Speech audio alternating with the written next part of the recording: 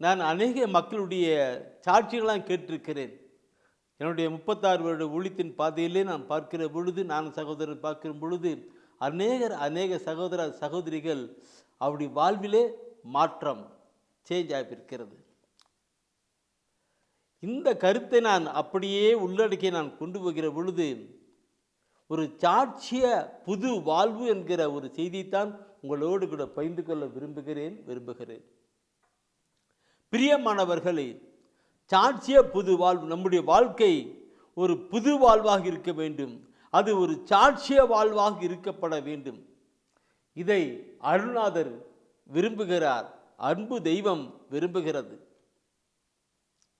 இந்த நாளிலும் அந்த சாட்சிய புது வாழ்வுக்கான ஒரு கருத்தை நான் உங்களோடு பகிர்ந்து கொள்ள விரும்புகிற பொழுது, தூய ஆவியான உணர்த்துகின்ற கருத்து லூக்கா நற்செய்தி 15ஆம் அதிகாரம். அந்த 15ஆம் அதிகாரத்தை நீ பார்க்கிற பொழுது, காணாமற் போன ஆடு பற்றி ஒரு ஓமையை சொல்லியிருப்பார். காணாமல் போன ஆட்டை பற்றி ஒரு ஓமையை ஆண்டவரை சொல்லியிருப்பார்.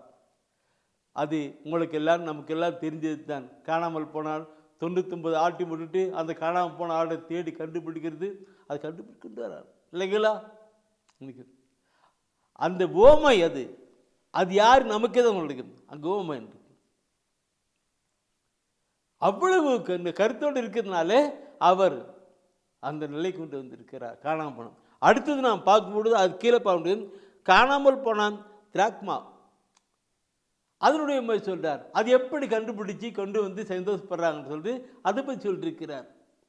அப்போது ஒவ்வொன்றுக்கு ஆக்கணும் இருக்கும். அடுத்தது வருகிறதான் காணாமற் போன மகன் உமை என்று கொண்டு வருகிறார். காணாமற் போன மகனுடைய உமை பண்ணுகிறார். இந்த மூன்றுமே சிந்தித்து நாம் அப்படியே கொண்டு போனால் ஆண்டவருடைய அணுகிற காரியங்கள் எத்தனை அருமையாக இருக்கிறது, எவ்வளவு அருமையாக இருக்கிறது. அந்த காணாமற் போன அந்த மகனுடைய ஓமையை குறித்து நாம் பார்க்கிற பொழுது பழைய மொழிபெயர்ப்பிலே ஊதாரி மகன் என்று சொல்லப்பட்டிருக்கும். பழைய மொழிபெயர்ப்பில் ஊதாரி மகன் அந்த நிலையை அந்த லூக்கா நற்செய்தியிலே அங்கே அந்த 11ஆம் அதிகாரத்திலிருந்து அப்படியே பார்ப்போனாக்க அந்த காணாமற் போன மகனை குறித்து சொல்லப்பட்டிருக்கும். அந்த காணாமற் போன மகன் பார்க்கிற பொழுது, குடும்பத்தில் 2 பசங்க, அப்பாவுக்கு 2 பசங்க, அப்பா அம்மாவுக்கு 2 பசங்க. அதில் ஒருத்தன் வந்து என்ன பண்ணிட்டானுக்கு எல்லா சொத்துலாம் வாங்கிக்கிட்டு ஊர் தொலை நாட்டுக்கு போயிடுறான். அது நான் உங்களுக்கு அதிகமாக சொல்ல தேவையில்லை. நீங்கள் அப்படியே கேட்டு கேட்டு கேட்டு பிடிச்சிருக்கும்.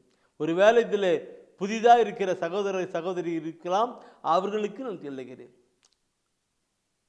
அப்பாவுக்கு 2 பிள்ளைங்க,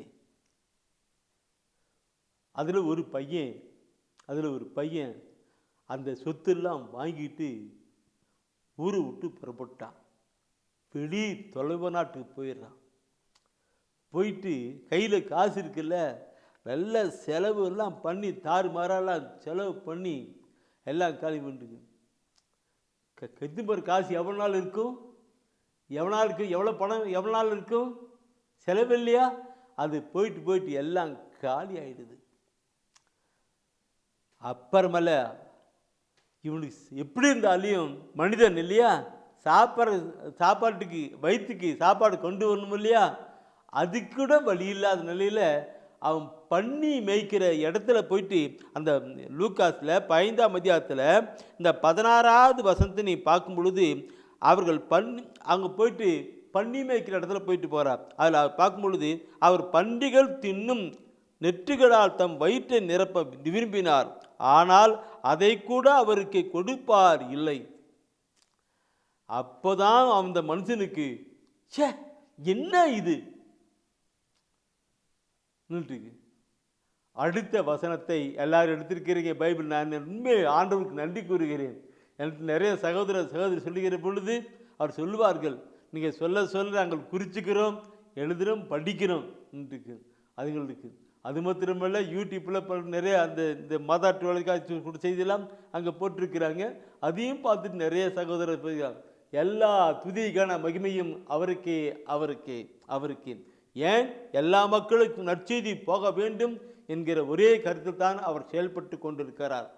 லூக்கா நற்செய்தியிலே அந்த 15ஆம் அதிகாரத்திலே அந்த 16ஆம் வசனத்தை நான் படித்தேன் இல்லைங்களா? சாப்பிட்றதுக்கு பண்ணி தின்னுகின்ற அந்த நெற்றி கூட கிடைக்காத நிலை வருகிறது. அது கொடுப்பார்களே. அடுத்தது 17ஆவது வசனம் சொல்லுகிறது. 17ஆவது வசனம் படிக்க பார்க்கலாம். அவர் அறிவு தெளிந்தவராய் என் தந்தையின் கூலியாட்களுக்கு தேவையான மிகுதியான உணவு இருக்க நான் இங்கு பசியால் சாகிறேனே. அப்பதான் அறிவு தெளிவுண்டாகிறது. அப்பதான் அறிவு தெளிவுண்டாகிறது. அப்பா விட்டு போயிட்டான், எல்லாம் செலவு பண்ண, எல்லாம் கடத்தில் சாப்பிட்றது கூட உணவு இல்லாத நிலை வருகிற பொழுதுதான் அறிவு தெளிவுண்டாகிறது. அறிவு என் அப்பா வீட்டில் வேலைக்காரர்களுக்கு தேவையான உணவுக்கு அதிகமாக இருக்கும் பொழுது நான் இப்படி பட்டினால் சாகிறேன் என்று அறிவு தெளிவுண்டாகிறது. பிரியமானவர்களே, நமக்கு ஒரு அறிவு தெளிவு வேண்டும். ஏன் இந்த நோய், ஏன் இந்த வியாதி, ஏன் இந்த கடன் பிரச்சனை, ஏன் இந்த வறுமை, ஏன் இந்த தொல்லை, இதெல்லாம் நாம் உணரணும். அறிவு தெளிவென்னணும்.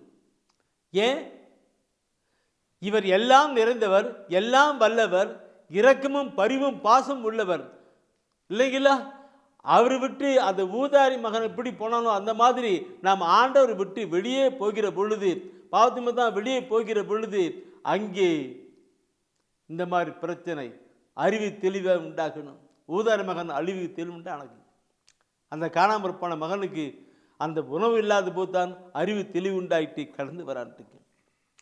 இதை கேட்டுக்கொண்டிருக்கிற அன்பான சகோதரமே, அன்னைக்கு எப்படி அந்த காணாமல் போன மகனுக்கு, அந்த ஊதாரி மகனுக்கு அந்த உணவு இல்லாத ஒரு நிலை வந்தனாலே என் அப்பாவிடம் இப்படி இருக்கிறேன்னு சொல்லிட்டு அடுத்த நீங்கள் வசனத்தை பார்க்கும்பொழுது 18ஆவது வசனம் சொல்லப்பட்டிருக்கிறது. என்ன சொல்லப்பட்டிருக்கிறது? நான் புறப்பட்டு என் தந்தையிடம் போய், அப்பா, கடவுளுக்கும் உமக்கும் எதிராக நான் பாவம் செய்தேன். இது இல்லைங்களா? நான் புறப்பட்டு போயிட்டு அப்பா கிட்ட மண்டு சொல்லுவேன், அப்பா, உமக்கு எதிராக கடலுக்கு எதிராக நான் பாவம் பண்ணிட்டேன்ப்பா, நான் இப்படி ஆயிட்டேன்ப்பா, இந்த மாதிரி அவன் ஃபீல் பண்ணி சொல்றதுக்கு தான் அவன் ஃபீல் கலந்து வந்துட்டு இருக்கிறான். இதை கேட்டுக்கொண்டிருக்கிற என் அன்பான சகோதரமே, நம்முடைய வாழ்க்கையில் ஏதாவது ஒரு பிரச்சனை, போராட்டம், கவலை, கண்ணீர், துக்கம், நோய், நோக்காடு அப்படிப்பட்ட நிலைகளை வந்துக்க என்றால் நமக்கு ஒரு அறிவு தெளிவு வேண்டும். ஏன் இந்த நிலை? ஏன் இப்படிப்பட்ட நிலை? என் ஆண்டவர் குணமாக்குற ஆண்டவராயிருக்கிற பொழுது நான் ஏன் நோய் நோக்காடோடு இருக்கணும்? என் ஆண்டவர் எல்லாம் வல்லவராய் இருக்கிற பொழுது நான் ஏன் கஷ்டப்படணும்? என் ஆண்டவர் எல்சடாய் இருக்கிற பொழுது நான் ஏன் கடன் தொல்லையிலே வாழ வேண்டும் என்று ஒரு அறிவு தெரிய வேண்டும். அப்போ ஊதாரி மகன், அந்த காணாமல் போன மகன் எப்படி சொன்னானோ அதே போல திரும்பி வரணும். என் அன்பானவர்களே, அன்று காணாமற் போன மகனுடைய வாழ்க்கையில் உண்ணுவதற்கு உணவு கூட இல்லாத ஒரு நிலை வருகிற பொழுதுதான் அவன் அறிவு தெளிந்தனா மாறுகிறான் இல்லையா? அதே போல நாம் பைபிளை பார்க்கிற பொழுது ஆண்டவர் தானே சில இடங்களை வைக்கிறார். எரேமியா புத்தகம் எடுங்க, 6ஆம் அதிகாரத்தில், எரேமியா புத்தகம் 6ஆம் அதிகாரம் 21வது வசனத்தை நீ பார்ப்பீங்கன்னா அதில் சொல்லப்பட்டிருக்கும். ஆண்டவர் கூறுவது இதோ இம்மக்களுக்கு எதிராக தடை கற்களை வைக்கப் போகிறேன். தந்தையரும் தனையரும் ஒன்றாக தடிக்கு விழுவர், அடித்திருப்போரும் நண்பரும் அழிந்து போவர். எப்படி? நான் தடைக்கல்லை வைக்கிறேன், அவன் போற ரூட்ல நான் தடைக்கல்லை வைக்கிறேன்.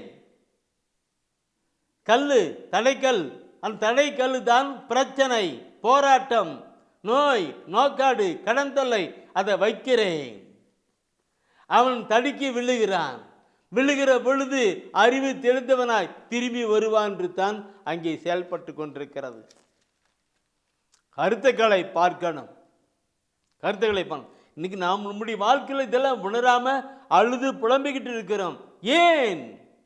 நம்மை உண்டாக்கின ஆண்டவர் ஏன் இப்படி செஞ்சிட்டு இருக்கிறார் நாம் கண்டு பார்க்கணும். அவர் என்றும் மாறாதவர். அவர் நேற்றும் இன்றும் என்றும் மாறாதவராக இருக்கிறபடினாலே அவர் அப்படியான காரியங்களை செய்ய நாம் கடந்து வரணும். பார்க்கணும். இது மாத்திரமல்ல, அந்த எரேமியாவில் சொல்லப்பட்ட வார்த்தை அதை விட அருமையான ஒரு வார்த்தை இருக்கும். புதிய ஏற்பாட்டிலே திருத்துதர் பணி எடுங்க. திருத்துதர் பணி எடுத்துட்டு 17ஆம் அதிகாரத்திலே 27வது வசனம், 17 27வது வசனத்தை எடுத்து படிச்சு பாருங்கன்னா பாருங்க என்ன சொல்லப்பட்டிருக்கிறது. கடவுள் தம்மை அவர்கள் தேட வேண்டும் என்பதற்காக இப்படி செய்தார். தட்டி தடவியாவது தம்மை கண்டுகொள்ள வேண்டும் என்பதற்காகவே இவ்வாறு செய்தார். ஏனெனில் அவர் நம் ஒவ்வொருவருக்கும் அருகிலேயே உள்ளார். இல்லைங்களா? ஆண்டவர் விட்டு போகிற பொழுது அவர் ஏக்கம், அவருடைய உள்ளார்ந்த அன்பின் ஏக்கத்தினால்தான் கல்லை வைக்கிறது, அந்த பிரச்சனை வைக்கிறது. இதெல்லாம் யாரு? திரும்பி வர வேண்டும் என்று. அந்த ஊதாரி மகன், அந்த காணாமற் போன மகன் உணவிற்கு உணவுள்ள போது அறிவு தெரிந்தவனாய் திரும்பி வருகிறானே, அதே போல மக்கள் வரணும், திரும்பி வரணும் என்பதற்காகத்தான் நம்முடைய வாழ்க்கையிலே பிரச்சனையும் போராட்டம் இருக்கிறது. ஓ மை காட் ஜீசஸ், இதை பற்றி நான் சொன்னால் நிறைய சொல்லணும். சரி, அந்த காணாமற் போன மகனுடைய வாழ்க்கையை நான் அப்படியே கொண்டு வருகிறேன். அவனுடைய வாழ்க்கையில் பார்க்கணும் இருக்கும்.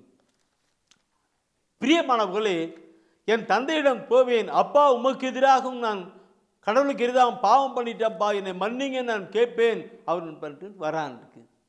அப்படி வருகிற பொழுது, தொலைவில் வருகிற பொழுதே அப்பா அவளோடு கூட காத்து கொண்டிருக்கிறார். அது அதிகம் தெரியும். காலர் கட்டு போய் கட்டி அணைத்து முத்தமிடுகிறார்.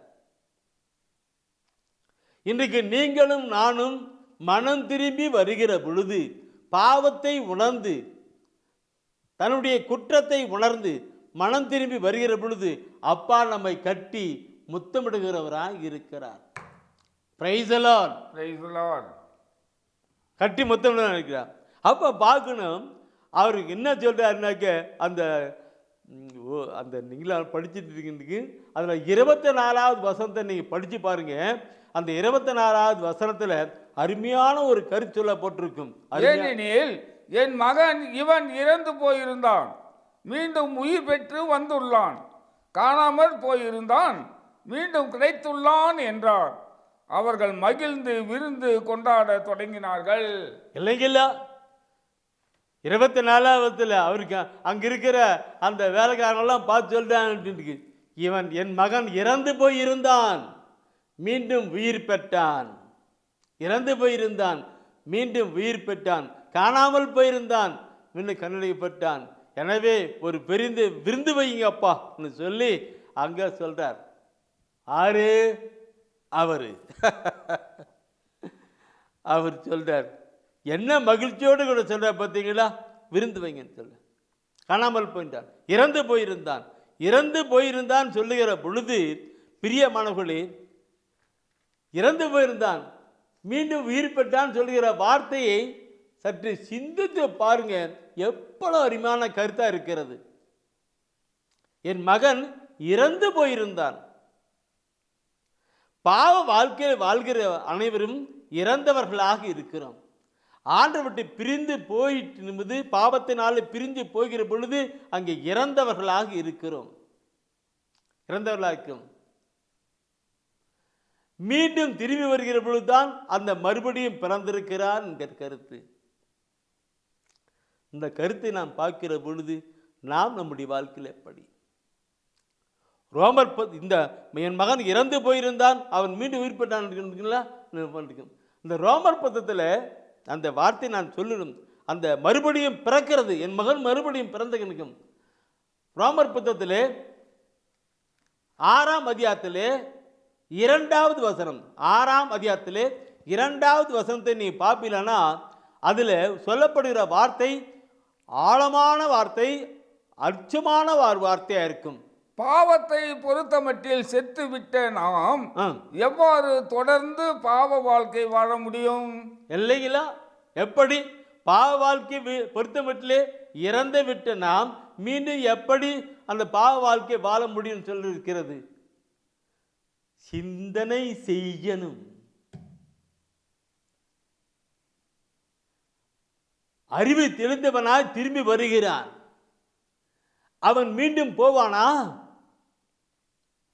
மீண்டும் பாவத்தில் அந்த பாவ நிலையில் போவானா? இந்த கருத்தை உள்ளடக்கி பார்க்கணும். அதனால்தான் பாவத்தை பொறுத்து மட்டும் இறந்து விட்டவன் மீண்டும் எப்படி அவன் பாவத்தை செய்ய முடியும்? நம்முடைய வாழ்க்கை அந்த நிலையில கடந்து வரணும்.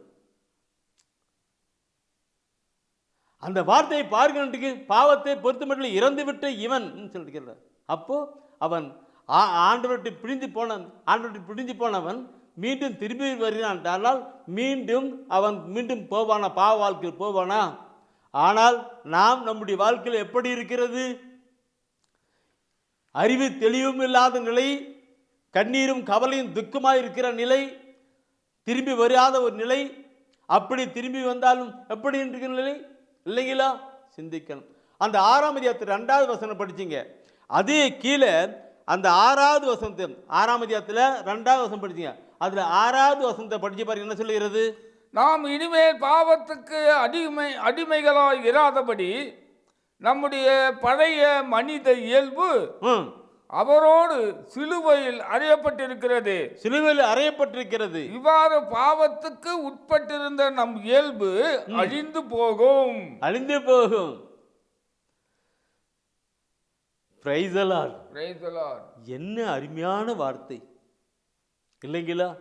காணாமல் போன மகன் ஓமையை நான் இன்னைக்கு தூயான சொல்லுகிற கருத்தை தான் தூயாவிலே உணர்வோடு கூட அவர் எப்படி சொல்றாரோ அது எப்படி சொல்லி வருகிறேன் இல்லைங்களா?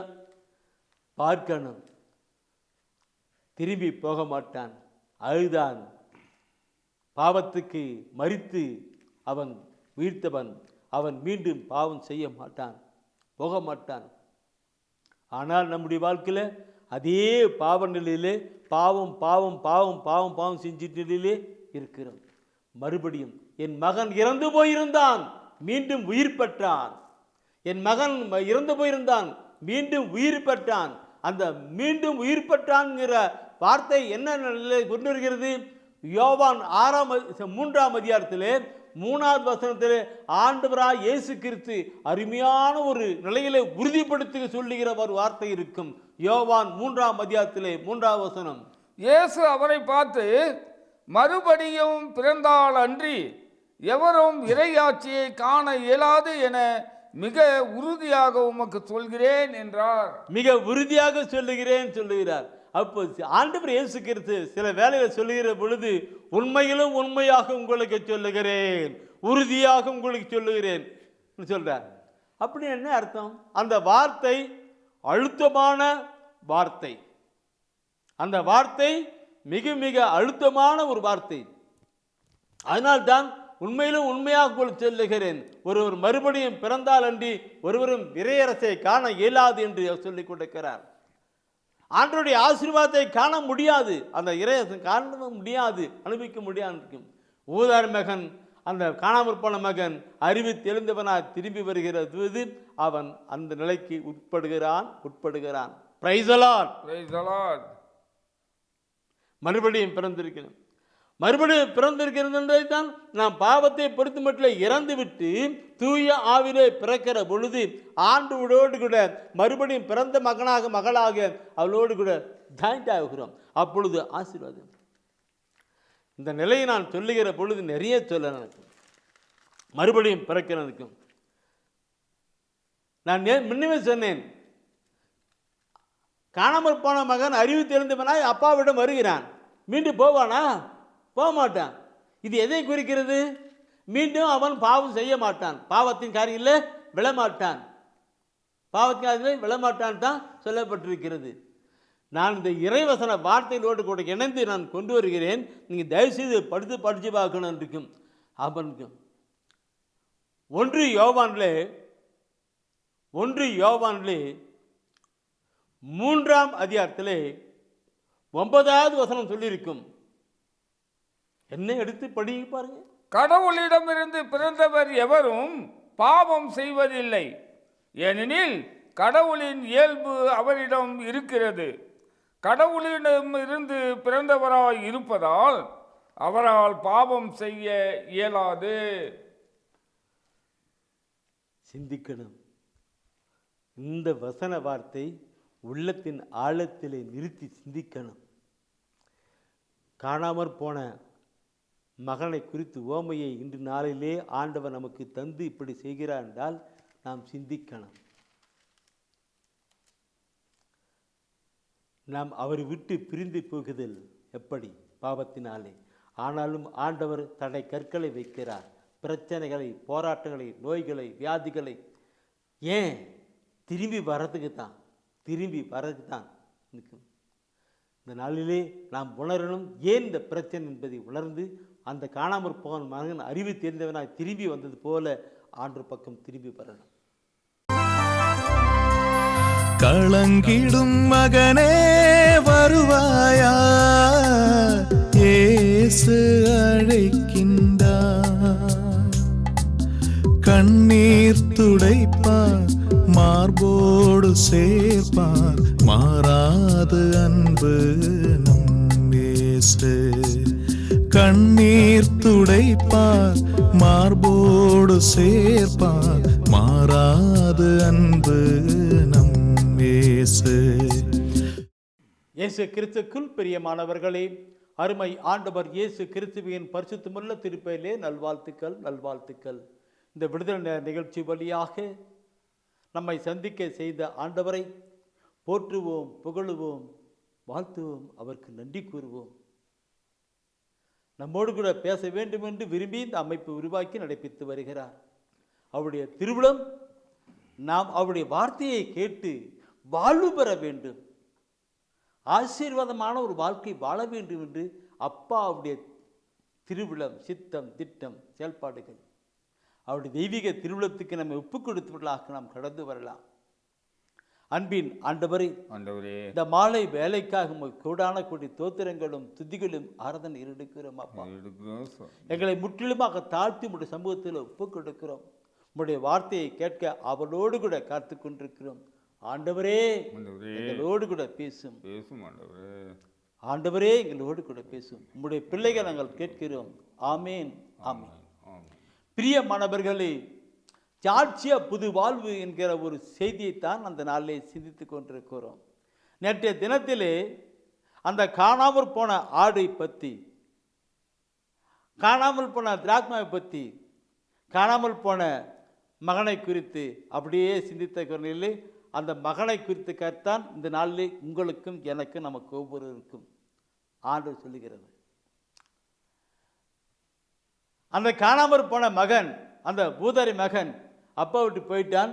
அங்கே உணவு கூட இல்லாத புத்தன் அறிவு தெளிந்தவனாய் திரும்பி வருகிறான். அப்பா இப்படி இருக்கிறார். இன்றைக்கு நீங்களும் நானும் நம் ஒவ்வொருடைய வாழ்க்கையிலும் பிரச்சனை வருகிற பொழுது ஏன் என்பதையும் அறிவு தெளிந்தவர்களாய் அப்பாவிடம் வரணும். அந்த அருமை ஆண்டவரிடம் வரணும். வருகிற பொழுது அவர் நம்மை மன்னிக்கிறவராக, நம்மை ஆசீர்வதிக்கிறவராக இருந்து கொண்டே இருக்கிறார். அதனால்தான் நேரத்தில் அப்போ திரும்பி வருகிற பொழுது அப்பா சொன்னார், என்ன சொன்னார்? என் மகன் இறந்து போயிருந்தான், மீண்டும் உயிர் பெற்றான், மறுபடியும் பிறந்திருக்கிறான் சொன்னார். அந்த மறுபடியும் பிறக்கிறது குறித்து நாம் நேற்று தினத்திலே சிந்தித்தோம். மறுபடியும் பிறக்கத்தான் ஆண்டவர் விரும்புகிறார். அப்படி வருகிறதான் ஆசிரியருக்கு உரியவர்கள் என்று பார்க்கிறோம். மறுபடியும் பிறந்தவன், வாழ்க்கையில் இறந்து விட்டு வந்தவன், தன்னை அறிவு தெரிந்தவனாய் அப்பாவிடம் திரும்பி வருகிறவன் மீண்டும் அந்த பாவம் செய்வானா? திரும்பி போவானா? இல்லை. அதுதான் நேற்று தினத்திலே பார்த்தோம். 1 யோவானிலே 3ஆம் அதிகாரத்திலே 9ஆம் வசனப்பட்டபடி அவன் பாவம் செய்வதில்லை. கடமிருந்து பாவத்துக்கு மரித்து தூய ஆவிலே பிறந்திருக்கிற ஒரு மனிதன், கடவுளாவுடைய ஆவியால் பிறந்திருக்கிற ஒரு மனிதன் இனி அவன் பாவம் செய்தல். சரி, அந்த 1 யோவானிலே 3ஆம் அதிகாரத்தில் 9வது வசனத்தை படித்தீர்கள் அல்லவா? நீங்கள் அப்படியே எடுத்து 5ஆம் அதிகாரத்தில் 18வது வசனத்தை படித்து பாருங்க. அதில் அந்த அப்பா பாதுகாக்கிற ஒரு நிலையை அங்கு அழகாக சொல்லப்பட்டிருக்கும். கடவுளிடம் இருந்து பிறந்தோர் பாவம் செய்வதில்லை என்பது நமக்கு தெரியும். நமக்கு தெரியும். ஏனெனில் கடவுளிடம் இருந்து பிறந்தவர்களை அவர் பாதுகாக்கிறார். அவர் பாதுகாக்கிறார். தீயோன் அவர்களை தீண்டுவதில்லை. தீயோன் அவரை தீண்டுவதில்லை. நான் முன்ன சொன்ன பூதரமன் திரும்பி வருகிற பொழுது அவன் திரும்பி போக மாட்டான். ஏன்னா அனுபவிச்சுட்டான், அதனால் திரும்பி போக மாட்டான் இல்லைங்களா? அப்படி மறுபடியும் பிறந்து வந்திருக்கிறவர்களை ஆண்டவர் பாதுகாக்கிறார், பாவம் செய்யாதபடி பாதுகாக்கிறார் நிலை. அவன் பாவம் செய்ய மாட்டான், அவன் பசுமா வாழ்க்கை வந்துட்டு இருப்பான். இதுதான் உண்மையான ஒரு வாழ்க்கை. மறுபடியும் ஆனால் ஒரு பாட்டு பண்ணுங்க, மறுபடியும் நான் பிறக்க வேண்டும், மறுரூபமாக மாற வேண்டும். இந்த பாட்டு நீங்களா பாடியிருப்பீங்க, கேட்டிருப்பீங்க இல்லைங்களா? என்னைக்கு இங்கே அப்பா விட்டு போயிட்டு போது அங்கே கண்ணீரும் கவலையும் பிரச்சனை நோயும் நோக்கடுகிறதோ அதெல்லாம் விட்டு திரும்பி வருகிற பொழுது அப்பாட்டு வந்து மகிழ்ச்சியும் சந்தோஷம் சமாதானமாக இருக்கிறோம். அந்த ஒரு கருத்து ஆண்டருக்குள்ளாக அப்பாவுக்குள்ளாக மகிழ்கின்ற, அப்பாவுடைய அருகெல்லாம் அனுபவித்து மகிழ்கின்ற ஒரு காரியமாக இருக்கும். அப்போ இதுக்கும் டிஃப்ரென்ஸ் இல்லைங்களா? அதுதான் ஒரு புதிய வாழ்க்கை தான் வாழ்ந்துகிட்டு பார்க்குறோம். பிரியமாக்குள்ளே பைபிளில் எப்படிலாம் இறைவசன வார்த்தை சொல்லப்பட்டுருக்கும். 2 கொரிந்தியரிலே 5ஆம் அதிகாரத்திலே 17வது வசனம் நினைக்கிறேன். 2 கொரிந்தியரிலே 5ஆம் அதிகாரத்திலே 17வது வசனம் ஒரு அருமையான ஒரு கருத்தை சொல்லி இருக்கிறது. ஒருவர் கிறிஸ்துவோடு இணைந்திருக்கும் போது, ஒருவர் கிறிஸ்துவோடு கூட இருந்திருக்கிற பொழுது அவர் புதிதாக படைக்கப்பட்டவராய் இருக்கிறார். பழையன கழிந்து புதியன புகுந்தன அன்றோ. இல்லைங்களா? கருத்துக்கள் எத்தனை! அவருடைய பழைய வீரெல்லாம் போயிடுச்சு. ஒரு புதிய மனுஷனாக அவரோடு கூட இணைந்து மகிழ்கின்ற ஒரு கருத்தாக கடந்து வருகிறது அல்லவா? இந்த நிலையை கண்டு வரணும். பிரியமானவர்களே, நம்முடைய வாழ்க்கை அந்த நிலையை கடந்து வரணும். சாட்சிய புது வாழ்க்கை எப்படி நம்மளை பார்த்து மற்றவங்களாம் சொல்லணும். ஒரு காலத்தில் எப்படியோ இருந்தாயா, இப்போ நல்லா இருக்கிறாயா, ஆசீர்வாதமாக இருக்கிறான். முன்னெல்லாம் ஒரு தப்பான வாழ்க்கை வாழ்ந்திருந்தான், இப்போ நல்ல பரிசுத்தமான ஒரு வாழ்க்கை வாழ்ந்துட்டு இருக்கிறான். அவனுடைய எல்லாம் வாழ்க்கையெல்லாம் மாறி போச்சுன்னு நாம் சொல்லணும். இதுதான் சாட்சிய வாழ்க்கை. இப்படிப்பட்ட நிலையில் கடந்து வருகிறது தான் சொல்லுகிறது. என் அன்பானவர்களே, அந்த லூக்காஸ்ல பார்க்கிற பொழுது நீங்கள் குறிச்சுக்கிடுங்க.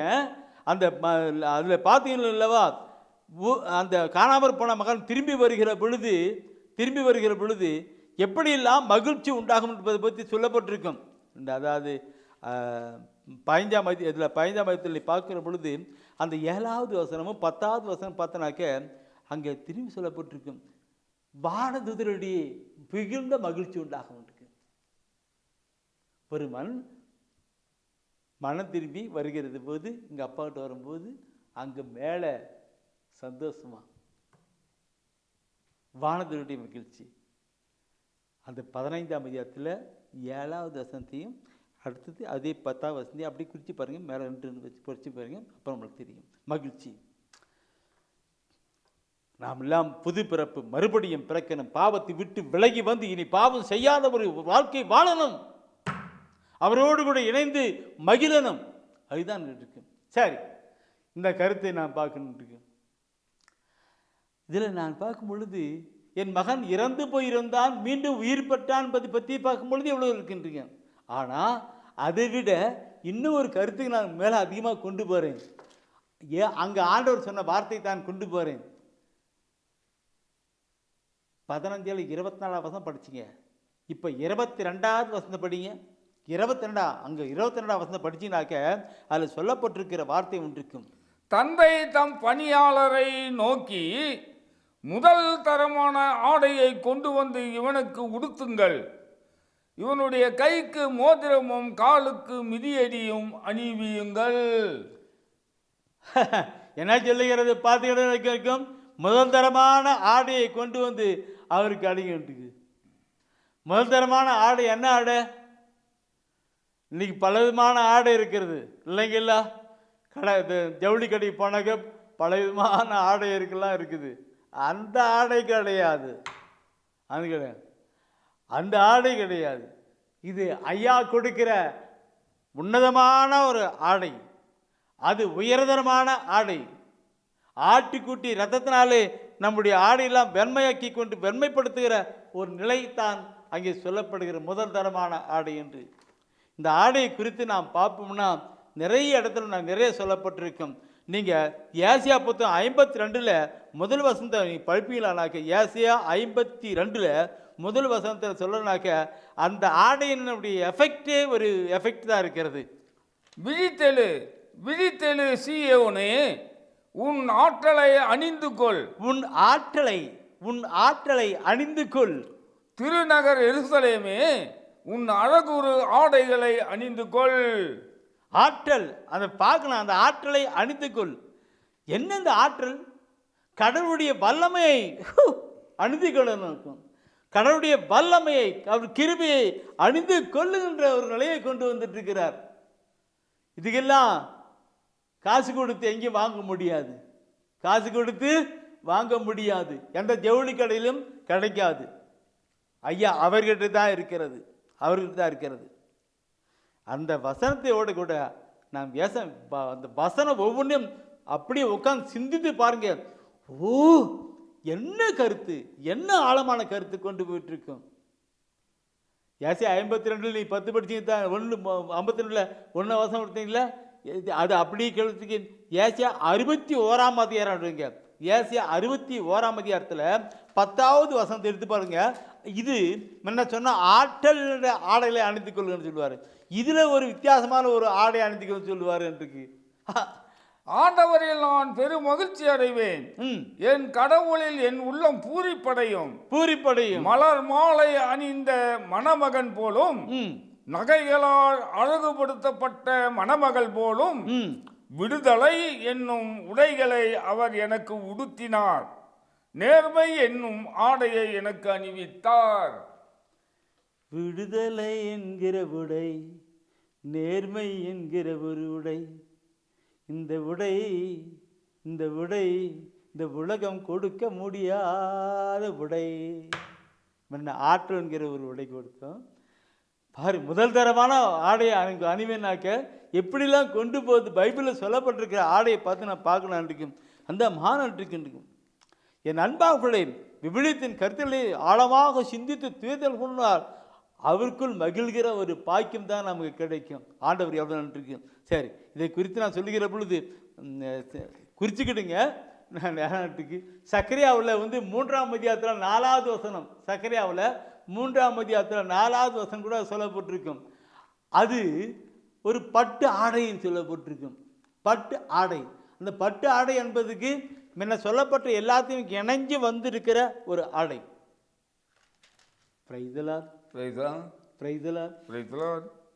இதை விட நான் இந்த திருமண விருந்துக்கு சொன்னேன் இல்லைங்களா, அதுக்கு ஒரு கருத்து இருக்குது. அதுக்கு இருக்கு, இந்த ஆடை நமக்கு ஒவ்வொருக்கும் வேண்டும். மத்தேயுவில் 22ஆம் அதிகாரத்தை எடுங்க. மத்தேயுவில் 22ஆம் அதிகாரத்தை எடுத்தினாக்க, ஓ மை காட், யசனத்தின் கருத்துக்கள் எவ்வளவு சொல்லுகிறேன். 22ஆம் அதிகாரத்தில் திருமண விருந்து ஓமைன்னு சொல்கிறார். எல்லாம் ஓமையாக சொல்கிறார். ஏன்னா நம்மளாம் புரிஞ்சு உருந்து அழிந்து கடந்து வரத்தான் ஓமைன்னு சொல்லி கொடுக்கிறார். உதாரணம் சொல்லி கொடுக்கிறார். திருமண விருந்து, அந்த திருமண விருந்து 22ஆம் அதிகாரத்தில் நீங்கள் அப்படியே நீங்கள் படிச்சினாக்க அந்த வார்த்தை சொல்லப்பட்டிருக்கும். அந்த அந்த நிலையில் பார்க்கும்பொழுது அந்த அரசன் சொல்கிறார், இன்றைக்கு விண்ணத்துக்கு மக்கள் எல்லாம் விருந்துக்கு கொண்டாடுங்க, விருந்துக்கு அலைங்க, விருந்துக்கு அலைங்க. விருந்துக்கு அழைக்கிற பொழுது அவர்கள் எல்லாம் ஒரு உடையை அணிந்திருக்க வேண்டும். அந்த திருமண விருந்துக்கு வருகிறவர்கள் ஒரு உடையை அணிந்திருக்க வேண்டும். விருந்துக்கும் அந்த உடை அணிந்தவர்களும் உங்களை போட்டிருக்கும். 11வது வசனத்தை பாப்பிலானாக்கா அங்கே சொல்லப்பட்டிருக்கும், அரசர் விருந்தினரை பார்க்க வந்தபோது அங்கே திருமண ஆடை அணியாத ஒருவனை கண்டார். திருமண ஆடை அணியாத ஒருவனை கண்டார். அந்த திருமணத்தை அந்த ஆடை அணிந்திருக்கணும், அவன் இருக்கும். அவனை கண்டார். அவனை கண்டு என்ன பண்ணார், எப்படியா நீங்கள் உள்ள வந்த, எப்படி உள்ள வந்தன்னு சொல்லிட்டு அவனை பிடிச்சி கையும் காலாம் கட்டி அவனை தூக்கி வெளியே போட்டாங்க. அப்போது ஒரு திருமண விருந்துக்கு விடைக்க இதை நான் சொல்லணுன்னாக்க தூயாவிக்குள் எங்கே போகணும், விருந்துன்னு பார்க்கும் பொழுது நற்கரணை விருந்தெல்லாம் கொண்டு வரலாம். சரி, எனவே பரிசுத்தம் என்கிற உடையை அணிந்தால்தான் திருவிருந்துக்கு நாம் அங்கீகாரப்பட்டப்பட்டா இருக்கும். இல்லை என்றால் இல்லை, இல்லை என்றால் இல்லை. இதை நான் அப்புறமேல அந்த இதில் கொண்டு வருகிறேன். எனவே நம்முடைய வாழ்க்கையில் பார்க்கிற பொழுது கடவுள் தருகிற அந்த ஆடையை நாம் அணிந்து கொள்ளப்பட வேண்டும். மனம் திரும்பி வருகிற பொழுது, உண்மையான மனமாற்றம் அடைந்து வருகிற பொழுது ஆண்டவர் நமக்கு ஒரு ஆடையை தருகிறார். அந்த ஆடை தேவ ஆட்டுக்குட்டியான ஒரு ஆட்டுக்குட்டிய ரத்தத்தினாலே துவிக்கப்பட்டு வெண்மையாக்கப்பட்ட அந்த வெண் ஆடை, அது ஆற்றல் நிறைந்த ஆடை, அது விடுதலை தருகின்ற ஆடை, அது நம்மை நேர்மையாளர் என்பதை காட்டி கொடுக்கின்ற ஒரு ஆடையா இருக்கிறது. திருமண விருந்துக்கு தகுதியுள்ள ஒரு ஆடையா இருக்கிறது. Price the Lord. ஆடையா இருக்கிறது, முதல்தரமான ஆடை. இப்போ இந்த ஆடையை பற்றி நான் இன்னும் நிறைய சொல்லிட்டு போனோம். நான் இந்த ஆடையை பற்றி நான் சொல்லுகிற பொழுது ஒரு இடத்துல செய்தியை கொடுத்தேன். உயர்தரமான ஆடையை அணிவிங்கன்னு அந்த தகப்பன் அங்கே இருக்கிற வேலையாட்டு சொல்கிறாங்க. அப்போ என்ன ஆடைன்னு கேட்டோன்னாக்க அங்கே இருக்கிறான் பிரதர் டெரிகாட்டன் ஒருத்தன், இன்னொருத்தன் டிசிசிசி அந்த காட்டன். இந்த பல இருக்கும். நான் அப்புறமேல வசனத்தெலாம் சொல்ல பின்னாடிபடி அப்போ வார்த்தையெல்லாம் படித்த பின்னாடி அவங்க சொல்கிறாங்க, பிரதர் நான் எந்தெந்தையோ உலகப்புறமான ஆடைகள் நினச்சிட்டு இருந்தேன், ஆனால் கடவுள் இப்படிப்பட்ட ஆடையெல்லாம் வைத்திருக்கிறாரான்னு சொல்லி அவன்ட்டான். ஆம்பிரியமானவர்களே, நம்முடைய வாழ்க்கையில் அப்படிப்பட்ட நிலை. அடுத்தது என்னது, அந்த வேலைக்காரனை பார்த்து என்ன சொல்கிறாரு, முதலாவது உயர்தரமான ஆடையை அவர்களுக்கு அணிவிங்க சொன்னார்.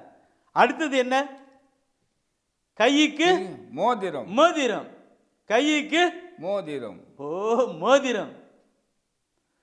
இதை நினைச்சாவே என்னுடைய கண்ணீர்லாம் கலங்கிடும். நானும் ஒரு காலத்தில் எங்கேயோ அப்படியே வாழ்ந்து கொண்டிருந்தேன். அவர் தானே என்னை அழைத்து ஒரு மணமகளாக அணைத்து, அவர் மணவாளன், நான் மனைவாட்டி, மோதிரத்தை எனக்கு அணிவித்தார். என் சகோதரர் கூட ஒரு மோதிரத்தை அணிவித்திருக்கிறார். அது என்ன மோதிரம்?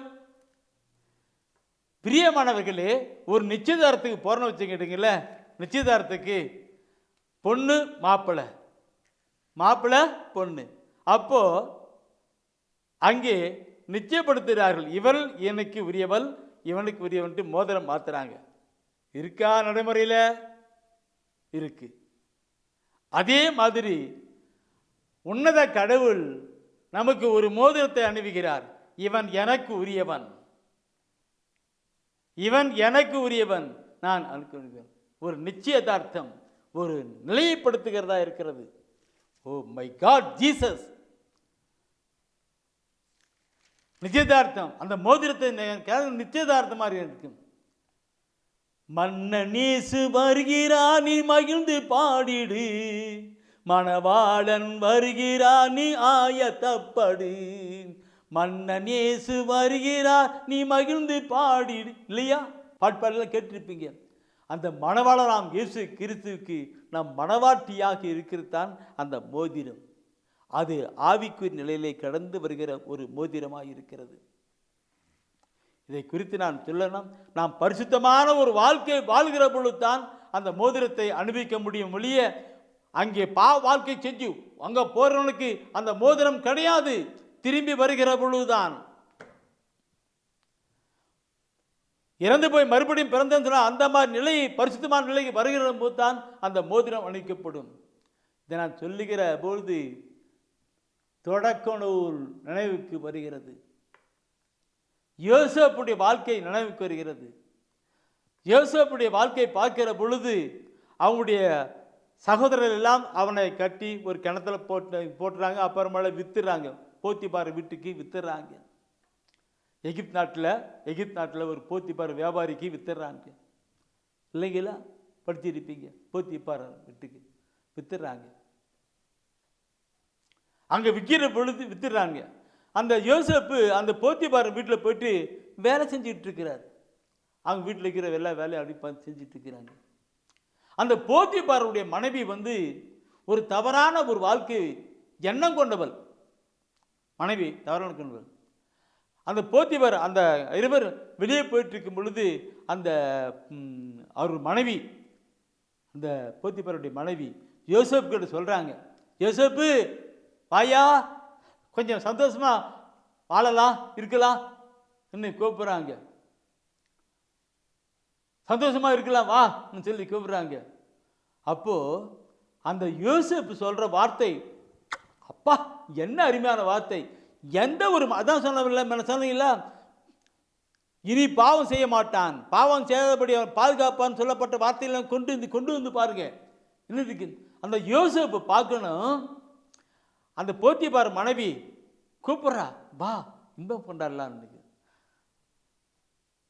தொடக்க நூல் 39ஆம் அதிகாரம் 9வது வசனத்தை நீங்க பாப்பீலானா, அந்த போத்திபார் வீட்டுக்குள்ள அந்த யோசேப்பு சொல்ற வார்த்தை அருமையான வார்த்தையாய் தெரியப்படும். இந்த வீட்டில் என்னை விட அதிகாரம் பெற்றவர் ஒருவரும் இல்லை. நீங்கள் அவருடைய மனைவியாய் இருப்பதால் உங்களை தவிர வேறு எதையும் அவர் என்னிடம் ஒப்படைக்காமல் இருக்கவில்லை. இந்த மாபெரும் தீச்செயலை செய்து கடவுளுக்கு எதிராக பாவம் செய்யலாமா என்றார். எப்படி வார்த்தையை பாருங்க. இன்றைக்கு கடவுளுக்கு விரோதமாக நான் பாவம் செய்யலாமா என்று சொல்லிட்டு கட்டின துணியோடு ஓடி போயிறார். கட்டின துணியோடு ஓடி பிடிச்சி இழுக்கிறார். கூப்பிடுறா இருக்கிறார். ஆனால் அந்த மேலாடையெல்லாம் அவ கையில் நின்று போயிடுது. அவர் கட்டின துணியோடு கூட ஓடி போகிறார். ஓடி இருக்கார். அது மேலே இருக்கிற சட்டெல்லாம் அவர்கிட்ட நினைக்கிருக்கோம். அவர் இன்றவேரோடு ஓடிருப்பான்னு நினைக்கிறேன். ஓடிக்கான். ஆனால் இந்த போத்திபார் மனைவி அவன் மேலே தப்பான வார்த்தையெல்லாம் சொல்லி அவனை ஜெயிலில் அடைக்கிறாங்க. அங்கேயும் அந்த யோசேப்பு பரிசுத்தமான ஒரு வாழ்க்கை தான் வாழ்ந்ததா என்று அங்கே எல்லாம் பார்த்து எல்லாரும் ஆச்சரியப்படுகிறார்கள். இதுதான் நாம் பார்க்கிறோம் பிரியமானவர்களே. பரிசுத்தமான ஒரு வாழ்க்கை வாழ்கிற பொழுதுதான் அந்த மோதிரம், ஆண்டுடைய மோதிரம், ஆசீர்வாதத்தின் மோதிரம், கிருபையின் மோதிரம், அருளாதன் மோதிரம் நமக்கு கடந்து வரும். அவர் அளிக்கணும். இந்த வசனத்து கருத்துக்கள் எல்லாம் நான் சிந்தனை பண்ணும்போது தூய ஆவிக்குள் நாம் பார்க்கணும் எப்படிலாம் சொல்லப்பட்டிருக்கிறது. மோதிரம் அணிவிக்கிற கிடைத்தான். இந்த உங்களுக்கும் எனக்கும் அருளாதர் இயேசு கிறிஸ்து நான் பரிசுத்தமான ஒரு வாழ்க்கை வாழ்வதனால் நாம் பரிசுத்தமான வாழ்க்கை மோதிரம் அணிவிக்கணும், நிச்சயதார்த்தம் அணிவிக்கணும். இவன் எனக்கு உரியவள், இவள் எனக்கு உரியவள் என்று அணிவிக்கணும். முதல்ல ஒரு ஆடையை அணிவிக்கணும், அடுத்தது இந்த மோதிரத்தை அணிவிக்கணும். இதற்காக நாம் ஒப்புக் கொடுக்கணும். பிரியமானவர்களே, இது நாம் செய்தியை கேட்டதோடு மட்டுமல்ல, அவருக்குள்ளாய் கடந்து வரணும். காணாமற் போன அறிவு தெரிந்தவனாய் கடந்து வந்து அப்பாவிடம் அந்த ஆசீர்வாதத்தை பெற்றுக்கொண்டது போல இன்று நீங்களும் நானும் ஆண்டவரின் பக்கம் திரும்பி வந்து அவருடைய அருளையும் ஆசீர்வாதம் பெற்றுக்கொள்ளணும். அறிவு தெரிந்தவனாய் திரும்பி வந்து வாசிப்பெற்றுக்கணும். நம்முடைய வாழ்க்கையில் இருக்கிற குடும்ப பிரச்சனை எதுவாக இருந்தாலும் ஆண்டவர் மாற்றிப்பட வல்லவராய் இருக்கிறார். அவரிடம் இல்லாத ஒன்றுமில்லை, அவரால் முடியாதுமில்லை. அதனால்தான் அருமை ஆண்டவர் இந்த நாளிலே இப்படிப்பட்ட ஒரு செய்தியை கொடுக்க செயல்படுத்தி கொண்டிருக்கிறார். காணாமற் போன அந்த மகனுடைய ஓமையை குறித்து நமக்கு சொல்லி நமக்கு நடப்பித்து வருகிறார். காணாமற் போன மகன் அறிவு தெளிந்தவனாக திரும்பி வருகிற பொழுது அப்பா சொன்னார், என் மகன் இறந்து போயிருந்தான், மீண்டும் உயிர் பெற்றான் என்று. மறுபடியும் பிறத்தலை குறித்து நாம் பார்க்க முடிகிறது. மறுபடியும் பிறத்தல். அப்படி பிறக்கிற மனிதன் மீண்டும் பாவத்துக்குள் போக மாட்டான் என்பதையும் சிந்தித்தோம். திரும்பி வருகிற மனம் திருப்பும் போக மாட்டான். அப்பா விட்டு போவானா? போக மாட்டான். சிந்தித்தோம். இரண்டாவது நாம் பார்க்கிற பொழுது அந்த அப்பா வந்து வேலைக்காரன் சொல்கிறாங்க, என் மகனுக்கு உயர்தரமான ஆடையை அணிவிங்கன்னு சொன்னார். உயர்தரமான ஆடை என்ன ஆடை? இந்த உலகப்புறமான ஆடை இல்லை, அது அவர் தருகிற உன்னதமான ஆடை. அவர் தருகிற உன்னதமான ஆடை. அந்த ஆடை இந்த அகத்தை வெளிப்படுத்துகிற ஆடை, ஆன்மீக வாழ்வை வெளிப்படுத்துகிற ஆடை அது. அடுத்தது பார்த்தோம், கைக்கு மோதிரத்தை அணிவீங்கள் என்று. ஓ, அந்த மோதிரத்தை குறித்து நேற்று நாம் சிந்தித்தோம். நிச்சயதார்த்தத்துக்கு மோதிரம் அணிவிப்பது போல மோதிரத்தை அணிவிக்கதை பார்த்தோம். பிரியமானவர்களே,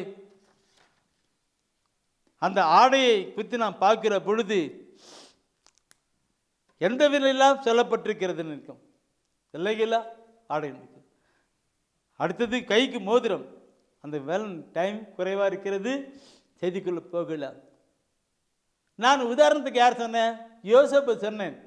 யோசேப் பரிசுத்தமான ஒரு வாழ்க்கையை வாழ்ந்து கடந்து போனபடினாலே அந்த யோசேப்பை கடவுள் அந்த எப்படியெல்லாம் நான் கடவுளுக்கு விரோதமாக பாவம் பண்ணலாமா கேட்டு ஓடி போகிறான். அவனை போய் ஜெயிலில் அடைக்கிறான்னு. ஜெயிலில் அடைச்சி கூட சிறைச்சாலை கூட அந்த யோசேப்பு அங்கேயும் உண்மையும் உத்தமனமாக இருந்து வாழ்ந்து கொண்டிருக்கிறான். தொடக்கநூலில் அந்த அந்த வசனத்தின் காரியங்களை பார்க்க பொழுது மிக அருமையாக சொல்லப்பட்டிருக்கும். தொடக்கநூலில் நான் பார்க்கும்போது 39ஆம் அதிகாரத்தில் பார்த்தோம் அல்லவா, நான் கடவுளுக்கு விரோதமாக பாவம் செய்யலாமா என்று அப்படி கட்டண துணியோடு ஓடிவிட்டான்.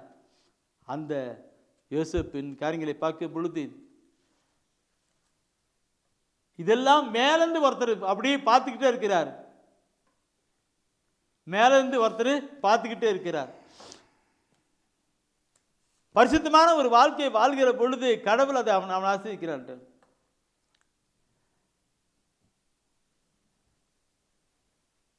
பிரியமானவர்களே,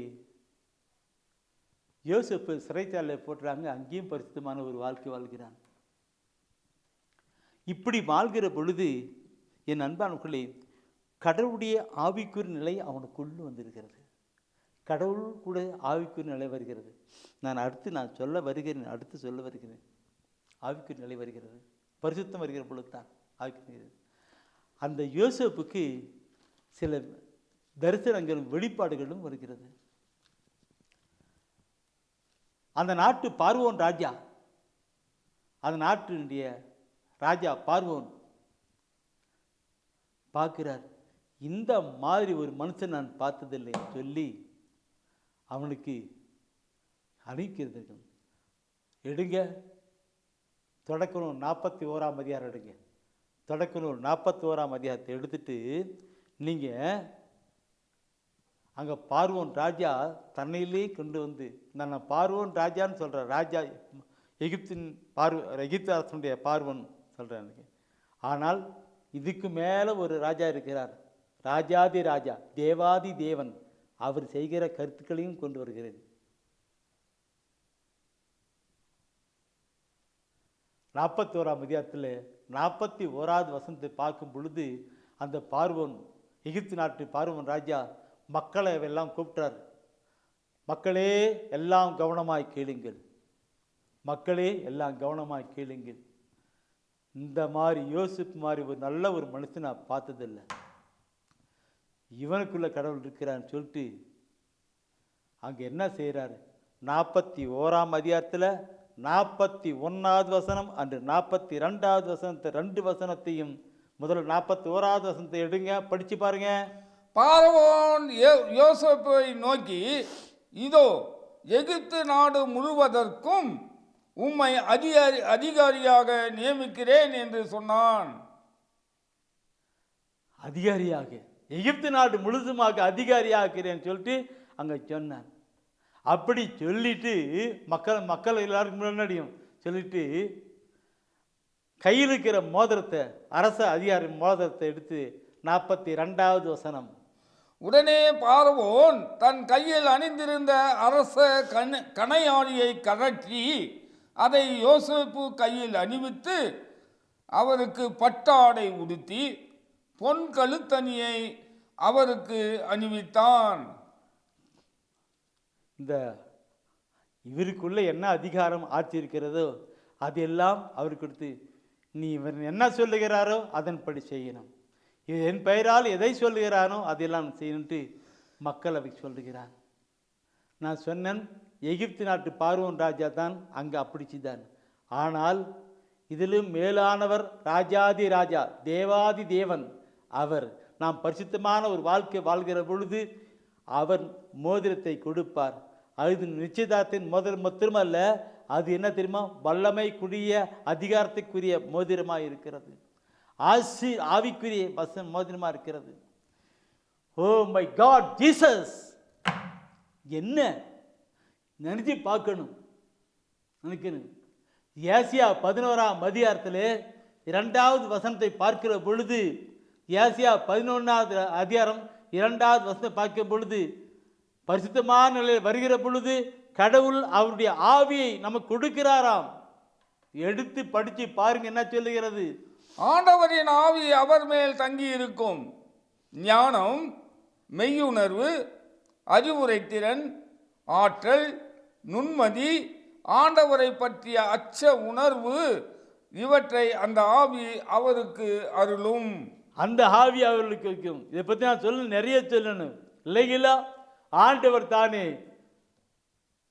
மோதத்தை அளிக்கிறார், அதிகார நிலைக்கு ஆவியை கொடுக்கிறார், ஆவியை கொடுக்கிறார். அது மாத்திரமல்ல, கலாத்தியரில் 5ஆம் அதிகாரம் 19 அந்த 21, 22 வசனம் ஆவிக்குரிய கனிகளை 22, 23 ஆவிக்குரிய கனிகள் அவனுடைய வயலிருந்து வருகின்ற சொல் செயல் அனைத்தும் கனிகளாக இருக்கும் சொல்லப்பட்டிருக்கிறது.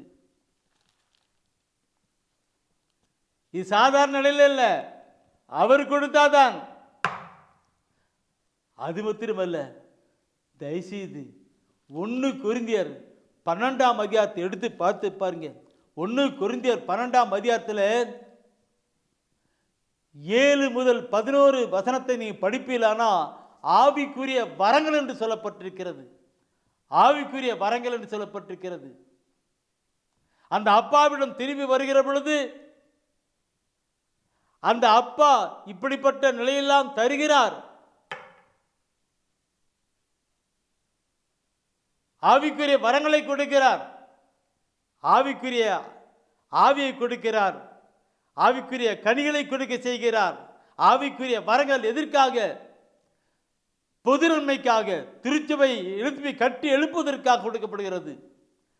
அந்த 7ஆம் வசனம் 12ஆம் அதிகாரத்தில் 7, 8, 9, 11 ஆகிய பேய்களை ஓட்டுவீங்க, நோய்களை குணமாக்குவீங்க, தீர்க்க தரிசனம் சொல்லுவீங்க, இறைவாக்கு உரைப்பீங்க இல்லைங்களா. இப்படிப்பட்ட நிலையெல்லாம் அங்கே கொடுக்கப்படுகிற அந்த மோதிரத்திலே கடந்து வருகிற ஆவிக்குரிய நிச்சயத்தை கொண்டு வருகிற ஒரு நிலைத்தான் இருக்கிறது. சிந்தித்து பார்த்தா நம்முடைய உள்ளம் எங்க எப்படி இருக்குன்னு தெரியுங்களா. நாம் நம்முடைய வாழ்க்கையில் எங்கே இருக்கிறோம், எப்படி வாழ்ந்து கொண்டிருக்கிறோம்? அங்கே காணாமல் போன மகனை போலதான் வாழ்ந்து கொண்டிருக்கிறோம். ஆனால் நம்முடைய அருமை ஆண்டவர் காத்து கொண்டிருக்கிறார், இடர்களை வைத்து திரும்புவாபடியா செய்து கொண்டிருக்கிறார். திரும்பி வருகிற பொழுது நமக்கு அப்படி தருவார். இதை கேட்டுக்கொண்டிருக்கிற என் அன்பான சகோதரமே சகோதரமே, ஆவிக்குரிய நிலையை பெற்று ஆவிக்குரிய வரங்களை எல்லாம் கொட்டி நாம் கடந்து வர வேண்டும் என்றால் திரும்பி வரணும், திரும்பி வரணும். பாவ வாழ்க்கையில வாழ்கிறவனுக்கு அல்ல, மறுபடியும் பிறந்தவனுக்குத்தான். பாவத்திலே இறந்து தூய ஆவிலே பிறந்து ஒரு பரிசுத்தமான ஒரு வாழ்க்கை வாழ்கிறவனுக்கு தான் அந்த ஆடையை கொடுக்கிறார், அந்த ஆடையை கொடுக்கிறார், மோதிரத்தை கொடுக்கிறார், கொடுக்கிறார். ஆனால் நம்முடைய வாழ்க்கையை நாம் சிந்தித்து பார்க்கணும், எப்படி இருக்குன்னு பார்க்கணும். சரி, இதை நான் சென்னையிலிருந்து 1 கொரிந்தியர் 12ஆம் அதிகாரத்தில் 7 முதல் 11 வசனம் நான் முதல் அந்த வசனத்தை படிக்கிற பொழுது முழங்கால் படியிட்டு கண்ணீர் விட்டு கதறி அழுதேன். ஆண்டவரே ஆண்டவரே, பொது நன்மைக்காக திருச்சபை கட்டி எழுப்பதற்காக இந்த வரங்களை கொடுக்கிறேன் சொல்லியிருக்கிறீங்களே ஆண்டவரே சொல்லிட்டு அதுக்கு நான் தகுதி இல்லை ஆண்டவரே, நான் தகுதி இன்னைக்கு ஆண்டவரே, தகுதி ஆக்குங்க ஆண்டவரை சொல்லி பல நிலையில நான் ஜெபித்தது உண்டு. இதை கேட்டுக்கொண்டிருக்கிற என் அன்பான சகோதரமே, இந்த இறைவசன வார்த்தையை படித்து கேட்டுக்கொண்டிருக்கிற நீங்கள் கடந்து வாங்க. கடவுள் அப்படிப்பட்ட ஆடையை அணிவிக்கிறவராகவும், உன்னதமான ஆடை அணிவிக்கிறவாகவும், மோதிரத்தை அணிக வைக்கிறவராகவும், அந்த வரங்கள் என்கிற மோதிரத்தை அது பார்வோன் ராஜா எப்படி செயல்பட்டாரோ அதை விட மேலான காரியங்களை நமக்கு தருவதற்காக அவர் காத்து கொண்டிருக்கிறார். Price the Lord, praise the Lord. சரி, நான் இதெல்லாம் கொண்டு போகும்போது நான் சொல்ல வேண்டியது அடுத்த ஒரு கருத்து இருக்கிறது. என்ன? முதலாவது, உயர்தரமான ஆடையை அணிவிங்கள். இரண்டாவது, அவருக்கு கையில மோதிரம் அணிவிங்கள். மூன்றாவது என்ன? மிதியடி, மிதியடி அறிவிங்கள். இந்த மிதியடி என்று பார்க்கிற பொழுது பிரியமானவர்களே, ஆவிக்குரிய நிலையிலே சிந்திப்போம் என்றால், நான் சில வேலை கேட்கும் பொழுது ஆண்டவர் மிதியடி போட சொல்கிறார். என்ன மிதியடி போது ஒரு சின்ன பாட்டா செல்பா அல்லது லெதர் செல்பா அதுன்னு நினைக்கிட்டு இல்லை, ஆவியானவர் கொடுக்கிற நிலையை பார்க்கணும். மிதியடி என்னைக்கும் மிதியடி. எபேசியர் 6ஆம் அதிகாரம் 15வது வசனத்திலே, எபேசியர் 6ஆம் அதிகாரத்திலே 15வது வசனத்திலே சொல்லப்படுகிற வார்த்தை இருக்கிறது. அமைதியை அருளும் நற்செய்தியை அறிவிப்பதற்கான ஆயத்த நிலையை உங்கள் காலில் மிதியடிகளாக போட்டுக்கொள்ளுங்கள். ஒவ்வொரு ஸ்டெப்பா அப்படியே வருது. பரிசுத்தம் இருந்தால் தான் நற்செய்தி அறிவிக்க முடியும். ஆவிக்குரிய கிஃப்ட் இருந்தால் தான் நற்செய்தி அறிவிக்க முடியும். அதுக்கு தான் அங்கே சொல்லப்படுகிறது. அந்த 6:5-15 பார்த்தீங்க தானே, நாம் சாதாரண மனிதர்களோடு கூட போராடுவதில்லை, அதிகாரம் தாங்கிறவர்கள், ஆட்சி செலுத்துகிறவர்கள், இருளில் வாழ்கிற மக்கள், வான்வெளியிலே திரிகிற பொல்லாத ஆவிகளோடு போராடுகிறோம் என்று தான் 12வது வசனம் சொல்லப்பட்டிருக்கும். அதுக்கு தான் அப்படியே கொண்டாந்து 15வது வசனம் நற்செய்தி அறிவிக்கின்ற ஆர்வத்தை மிதியடிகளாக போட்டுக்கொள்ளும் சொன்னார். நற்செய்தி அறிவிக்கின்ற ஆர்வத்தை மிதியடிகளாக போட்டுக்கொள்ளும் எதற்காக போட்டுக்கிறார்? இன்றைக்கு நற்செய்தி அறிவிக்கணும். இன்று நான் இந்த நிலையில் நான் பாரப்படுகிறேன். மக்களுக்கெல்லாம் நற்செய்தி போகணும், மக்களுக்கு நற்செய்தி போகணும். புனித பவுல் சொல்லுகிறார், ரோமர் புத்தகத்திலே குறிச்சுக்கிடுங்க, அப்புறம் படித்து பாருங்க எப்படி சொல்லி இருக்கிறது. ரோமர் புத்தகம் 1 அதிகாரத்திலே 16வது வசனம், நற்செய்தியை குறித்து நான் வெட்கப்பட மாட்டேன், நற்செய்தியை மீட்பளிக்கிற வல்லமை என்று சொல்லுவார். நற்செய்தியை மீட்பளிக்கிற வல்லமை சொல்லுவார். அடுத்த வசனம் சொல்லப்பட்டிருக்கும், மக்களை தமக்கு ஏற்படுகிற மாட்டுகிற செயல் நற்செய்தியிலே வெளிப்படுகிறது சொல்லியிருப்பார். இல்லைங்களா? நற்செய்தி அதுக்கான ஆயத்த நிலை மிதியை போட்டுக்கொள்ளும் தான் நான் கொடுக்கிறேன். அப்படி நற்செய்தி அறிவிக்கிறோடைய நிலையை பார்க்கிற பொழுது என் பிரியமானவர்களே ரோமர் புத்தகம் எடுங்க. அந்த முன்ன எடுத்துட்டு ரோமர் புத்தகத்தை நான் படித்து சொன்னேன். அதே ரோமர் புத்தகத்தை எடுங்க. 10ஆம் அதிகாரம் 15வது வசனம். ரோமர் புத்தகம் 10ஆம் அதிகாரம் 15வது வசனத்தை நீ பாப்பிலனா அது சொல்லப்பட்டிருக்கிற வார்த்தை அருமையான ஒரு வார்த்தை. அனுப்பப்படாமல் அவர்கள் எவ்வாறு அறிவிப்பார்கள்?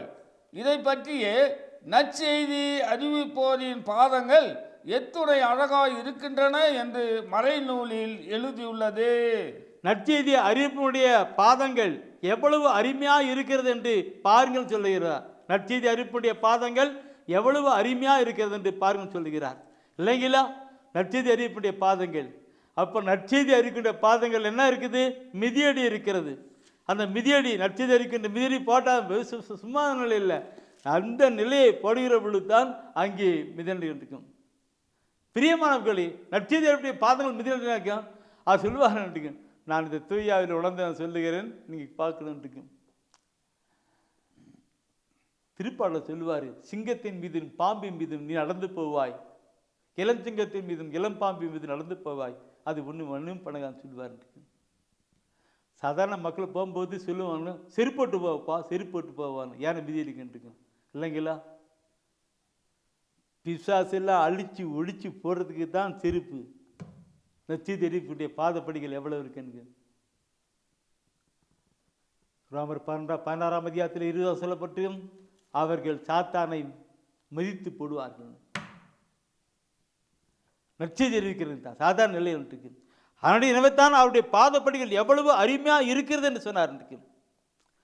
நான் சொன்னபோது பிரியமானவர்களே, இந்த திருப்பாடல் சொல்லப்பட்ட அந்த வசனத்தை வரும், திருப்பாடல் 91 13 வசனத்தை பார்க்கும் பொழுது சொல்லப்பட்டிருக்கிற அந்த வார்த்தை தான் சாத்தானை மீது போடுகிற நிலை.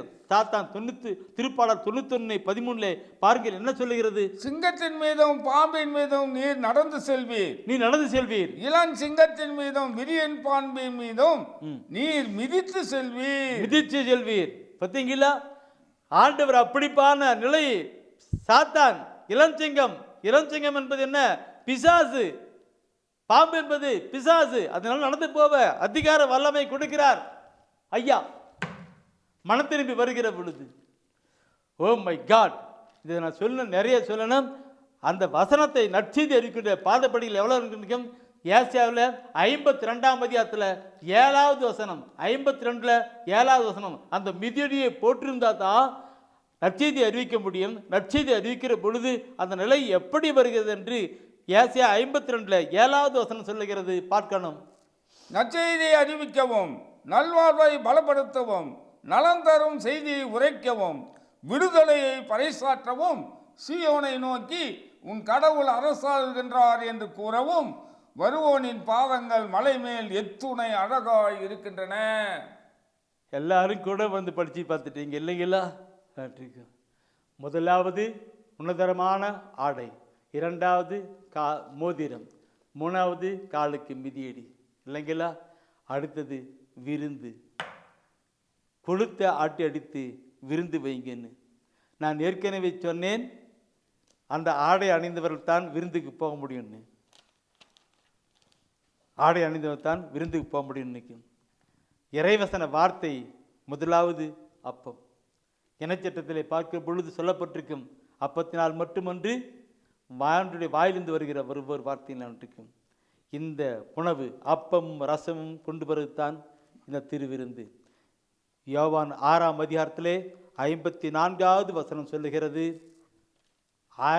யோவான் 6ஆம் அதிகாரத்திலே 54வது வசனம் சொல்லுகிறது, அவருடைய வார்த்தை நிலை வாழ்வு தருகிறது என்று. நிலை வாழ்வு தருகிறது என்று. அடுத்தது 68வது வசனத்தை படிக்கிற பொழுது சொல்லப்பட்டிருக்கும், அவருடைய உணவு, அந்த உணவு நிலை வாழ்வு தரும். நிலை வாழ்வு தருகிற உணவை நாம் உண்டு நிலை வாழ்வு பெற நாம் ஒப்புக்கொடுக்கலாம். அதுதான் உன்னதமான உணவு, உன்னதமான உணவு, உன்னதமான உணவு. அந்த விருந்து ஆண்டவர் தான் அளிக்கின்ற விருந்துக்கு நாம் கடந்து வர, சந்தோஷமாய் கடந்து வர ஒப்புக்கொடுக்கலாம், கடந்து வரலாம்.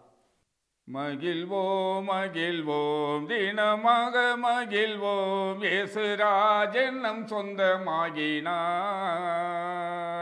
மகிழ்வோம் மகிழ்வோம் தினமாக மகிழ்வோம், இயேசுராஜன் நம் சொந்தமாகினார். இந்த பாதளத்தின் சொந்தக்காரரவர், எந்த நுள்ளத்தின் சொந்தமானார். ஆனந்தமே பரமானந்தமே, இது மாபெரும் பாக்கியமே. ஆனந்தமே பரமானந்தமே, இது மாபெரும் பாக்கியமே. இந்த பாதளத்தின் சொந்தக்காரரவர், எந்த நுள்ளத்தின் சொந்தமானார். சின்னம் சிறு வயதில் என்னை குறித்து விட்டார், தூர போயினும் கண்டு கொண்டார். சின்னம் சிறு வயதில் என்னை குறித்து விட்டார், தூர போயினும் கண்டு கொண்டார். தமது ஜீவனை எனக்கும் அளித்து, ஜீவன் பெற்றுக்கொள் என்றுரைத்தார். ஆனந்தமே பரமானந்தமே, இது மாபெரும் பாக்கியமே. இந்த பாதளத்தின் சொந்தக்காரரவர், எந்த உள்ளத்தின் சொந்தமானார். எந்த சூழ்நிலையும் அவர் அன்பினின்று என்னை பிரிக்காது காத்து கொள்வார். என்னை நம்பி அவர் தந்த பொறுப்பதனை அவர் வரும் வரை காத்து கொள்வேன். ஆனந்தமே பரமானந்தமே இது மாபெரும் பாக்கியமே. ஆனந்தமே பரமானந்தமே இது மாபெரும் பாக்கியமே. இந்த பாதளத்தின் சொந்தக்காரரவர் எந்த உள்ளத்தின் சொந்தமானார். இந்த உலகெல்லாம் படைத்து பாதுகாத்து வருகிற எங்கள் பரலோக தகப்பனே, நீர் எங்கள் கடவுளா, எங்கள் தந்தையா, எங்களுக்கு ஆயனா, எங்களுக்கு தாயா இருப்பதற்காக உமக்கு நன்றி செலுத்துகிறோம் ஆண்டவரே. நாங்கள் தொலைதூரத்திலே உம்மை விட்டு பிரிந்து சென்றாலும் ஆண்டவரே, ஆண்டவரே இதோ நான் உலகம் முடிவரை உங்களோடு கூடவே இருக்கிறேன் என்று சொல்லி ஆண்டவரே அனைத்து தீமையிலிருந்தும் எங்களை விடுவித்து பாதுகாத்து வருகிற எங்கள் அன்பு தகப்பனே, உம்மை நன்றியோடு உம்மை துதிக்கிறோம் ஆண்டவரே.